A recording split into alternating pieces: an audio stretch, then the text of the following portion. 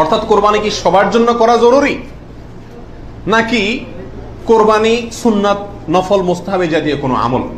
তো এই বিষয়ে বলবো যে এই ক্ষেত্রে ওলামা একরামের দুটি প্রসিদ্ধ মত আছে।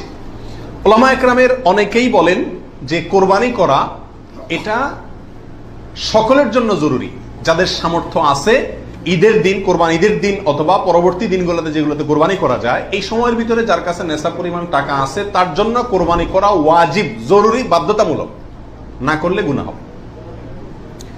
এটা অনেক ওলামা একরামের মত। তাদের দলিল সংক্ষেপে শুধু দলিলগুলো হালকা হালকা টাচ করে যাই। মুসনাদে আহমদ, ইবনে মাজাহ, মুস্তাদরাকে হাকিম এবং আরো অনেক কিতাবে একটা হাদিস বর্ণিত হয়েছে, যে হাদিসকে মুহাদ্দিসিন ইকরাম সহিহ বলেছেন। আল্লামা আলবানী রাহিমাহুল্লাহ নিজে হাদিসে সহিহ বলেছেন। সেটা হলো এই, নবী সাল্লাল্লাহু আলাইহি ওয়াসাল্লাম বলেছেন, মান ওয়াজাদা সাআতান আন ইউদাহিয়া ওয়া লাম ইউদাহি ফালা ইয়াকরাবান্না মুসাল্লানা। অর্থাৎ